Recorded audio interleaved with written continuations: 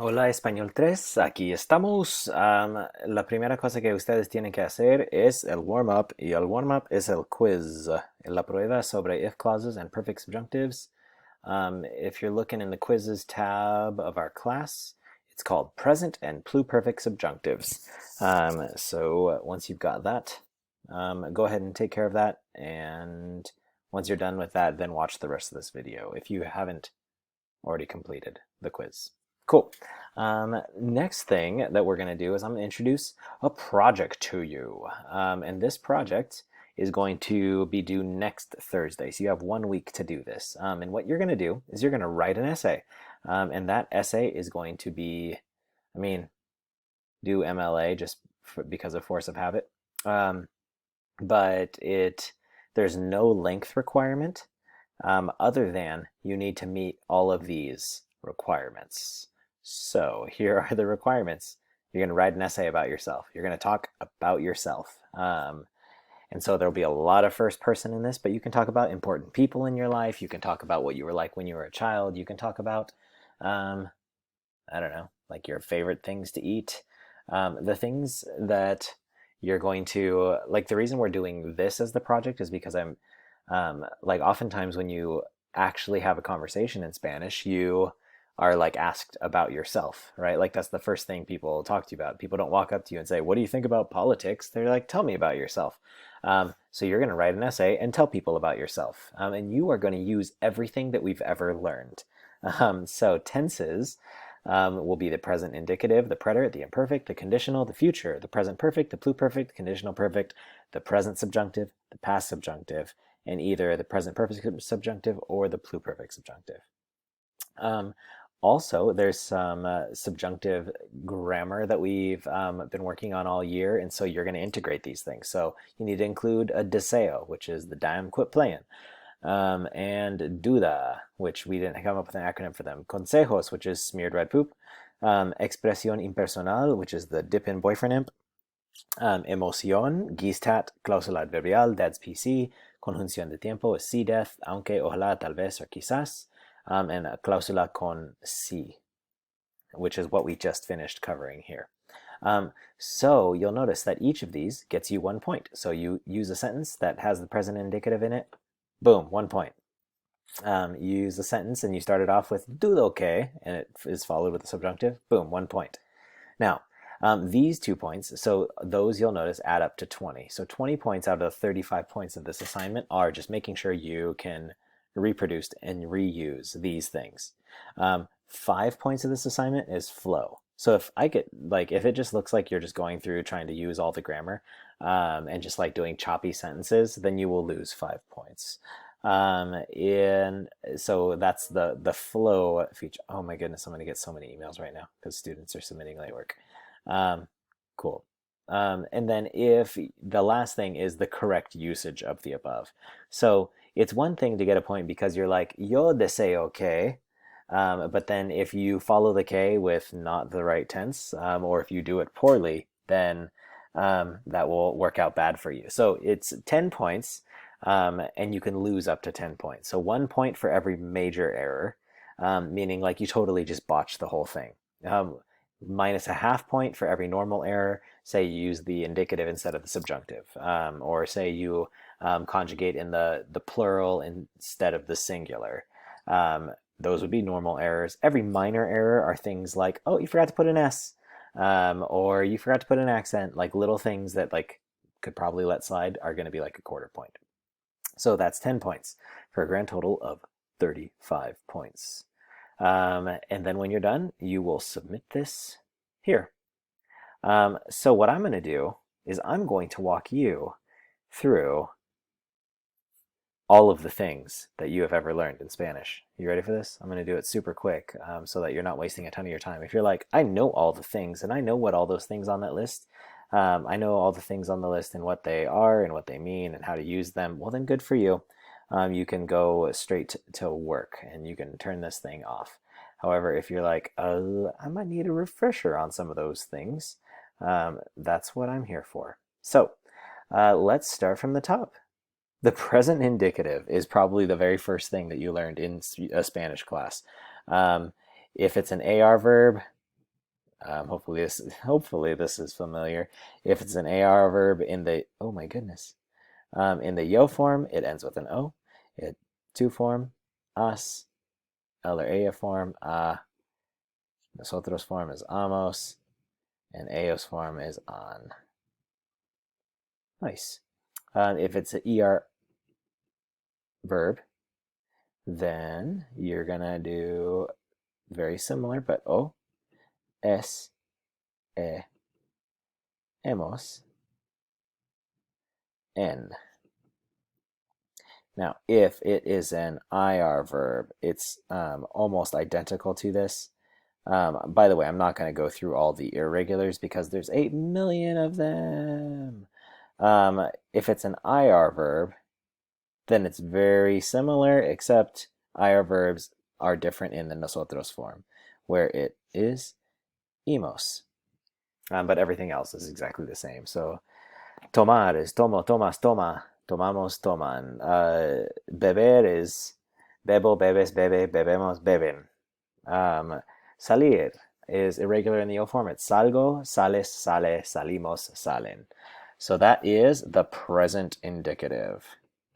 Present indicative. If you need a refresher on the preterite, which is one of the most irregulars of all time, the AR form is aste, o, amos, and aron. Remember, this is the building block for the third person preterite plural. This is the building block of the past subjunctive. If it's an ER or IR verb, these are identical in the preterite. It's iste, io. Oh, not io. Io, imos, and ieron. Now, there's a ton of irregulars. Remember, there's the UV group and the U group and the E group, and then there's all sorts of different types of group, like tener becomes tuve, tuviste, tuvo. But we don't have time for that. So go look back in your books in the preterite chunks.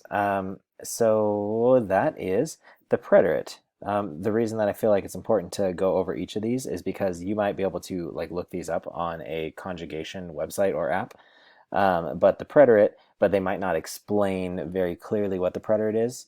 The preterite, remember, is the past tense that like occurs at an event. Like tends to be like a one-time thing, something that doesn't have duration. And this is juxtaposed against the imperfect, which is something that has duration. And the AR verbs of the imperfect are abba, abbas, abba, abamos, and aban. Abamos has an accent. And then the ERs and IRs are ia, ias, ia, iamos, and ian, my middle name. So these are the imperfect. Now, imperfect has duration and it's past. Imperfect is the past tense where it either repeated, like todos los veranos, or it's something that had duration. Like you could do a background action, like I was studying something that was ongoing when I was interrupted. Yo estudiaba cuando mi madre entró. Estudiaba, mi madre entró, right? Now, these are all like, if you're writing your essay, the present tense, you could be like, yo soy Chris. Yo hablo español y inglés. Yo voy a la escuela, United Christian Academy. If it's preterite, you could be like, ayer yo comí un helado. Ese helado fue delicioso. So those are preterite things. And then the imperfect would be like, cuando yo era un niño, yo siempre viajaba a todos los países con mi familia. Salía para buscar helado todas las noches. Jugaba fútbol americano todos los años de mi niñez. Like, so if you're talking about your childhood, then you can be using some of that imperfect. So if you're like, how can I use all these? There's plenty of ways that you can use all this stuff. The conditional. Now, you don't have to have a sentence for each of these. Remember, like if you use the conditional and it begs the subjunctive, you like killed two birds with one stone, right? So the conditional is unique because it leaves the ending on, with the exception of the very pregnant seals, please quit smoking, happy drugs. And these are the endings: ia, ias, ia, iamos, and ian. Does that look familiar? It should, because we just did it right here. But the difference is this drops the ending and this leaves the ending. Did I just use black again? I feel like I've already used that color. I should go to a different color. Just for the sake of disambiguation. All right, so let's do this. Style, green. Cool, everyone likes watching someone color. All right, and then very similar to the conditional is this other tense, which is the future. Because the future, you also leave the end. Leave the end. Oh, look, leave end. I put it together. Leavened.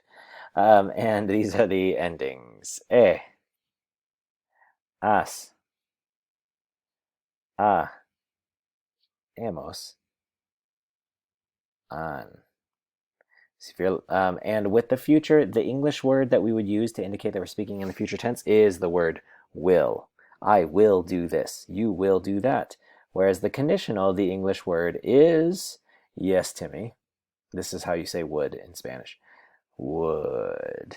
Conditional. Cool. There's the conditional in the future. So you could do something like, I would buy houses for all of my friends if I had $1,000,000. And if you did that, you would get the conditional thing knocked out. You would get the passive junctive, or no, you would get the if clauses knocked out, and you would get the passive junctive knocked out. Like, look at that one sentence. So that's the conditional future, and then the present perfect, pluperfect, conditional perfect, and I didn't do future perfect because literally there's only one type of sentence where you would use that for. But all of the perfects, remember, all of the perfects, we use haber.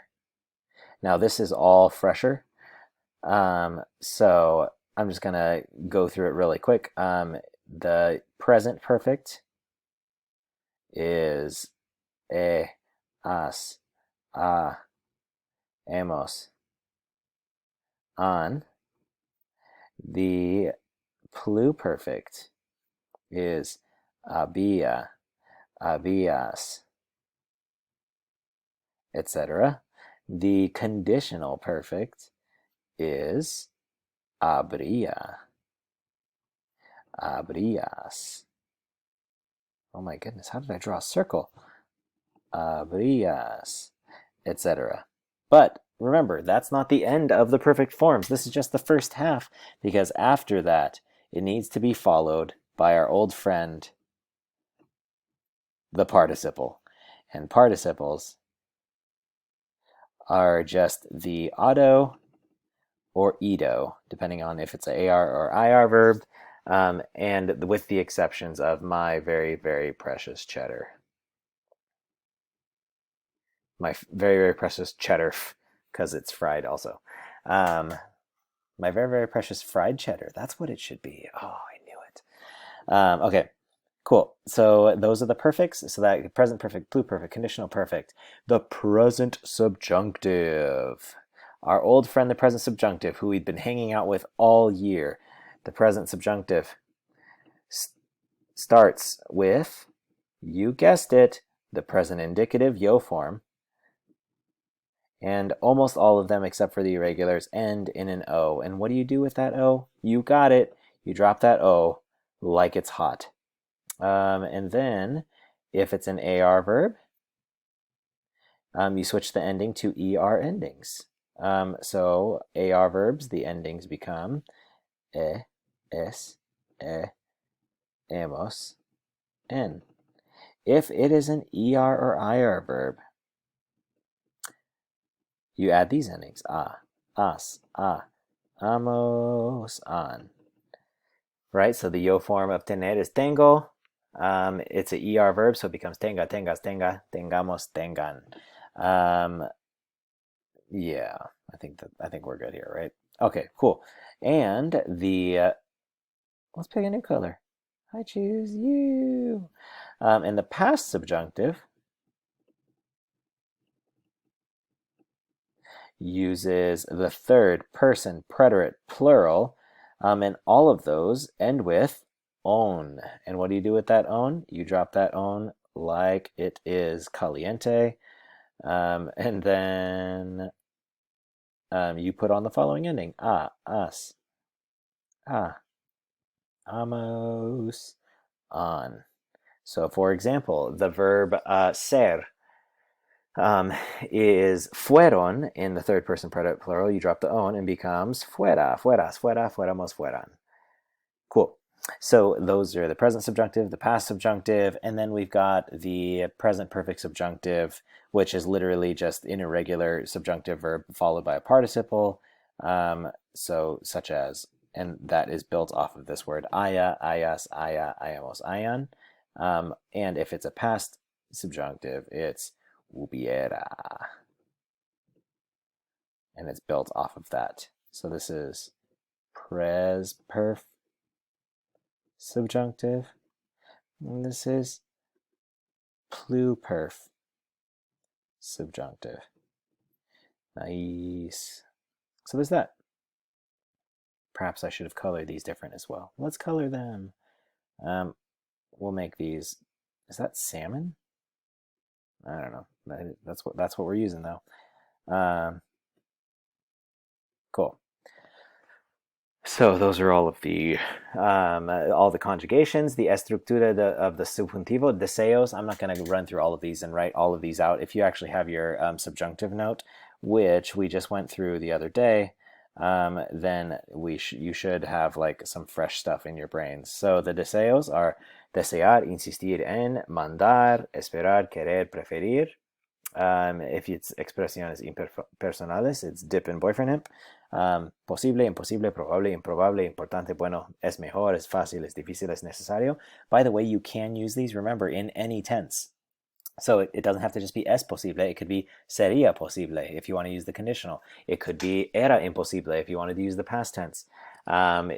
You can use the future tense. I don't know why you would say it will be impossible, but to each his own. So expresiones impersonales, dudas. Dudar es dudoso, no estar seguro, no creer, no es cierto. And remember that those beg the subjunctive, but if you flip-flop them and invert them, they beg the indicative. Then we got the sugerencias, consejos, mandatos, which we did smeared red poop. That's when you're like, I suggest to you that you do this. So most of these have an indefinite article pronoun attached to them. Like, yo te aconsejo que vayas al baño. Emociones. So by the way, when you're writing your essay about yourself, you can be like, my brother advised that I do this. And that would beg the past subjunctive. Or you could be like, my parents always demand that I. You can do things like that. Dudas, like, where do you doubt yourself? Yo dudo que vaya a Princeton cuando gradúe. Then you've got emociones, because, and I ask you how you feel about my geese tattoo, and that's why it's geese tat. Gustar, estar triste. So because that's a subjective experience, it begs the subjunctive. Cláusulas adverbiales always beg the subjunctive, which is dad's PC, right? Para que, de modo que, de manera que, con tal de que, sin que, a menos que. And conjunciones de tiempo, remember those only beg the subjunctive if you're talking about something in the future, with the exception of antes de que, which always begs the subjunctive. Then we've got aunque, which if it's used with the subjunctive means even if. If it's used with the indicative, it means even though. And then ojalá, tal vez, and quizás always beg the subjunctive. Except for tal vez, sometimes you can use the future if you wanna. And then last, the thing that we just did the last two class periods, if clauses, is, I just explained it in the last video, so probably shouldn't do it again. Yeah, so main clauses in present or future it's indicative. If it's a conditional in the main clause, it's past subjunctive, like that famous song, Si fuera un chico, or Si tuvieras fe. And then the conditional perfect is begs the pluperfect subjunctive. So that's all of the grammar, all of the big estructura that we've learned this year. And your task will be to take all of this and talk about yourself with it, right? Like write a little narrative. And I think that you will do best with this if you don't start with English. Because if you start with English, what you're going to do is you're going to write an essay and then be like, how do I tweak this sentence to add one of these things? And it's going to sound horrible. So just use the Spanish that you know. You know Spanish, use your Spanish. I believe in you guys. We'll do a Q&A session, maybe even a brainstorming session for you, like topics or things that you can write about. You've got 1 week to work on this.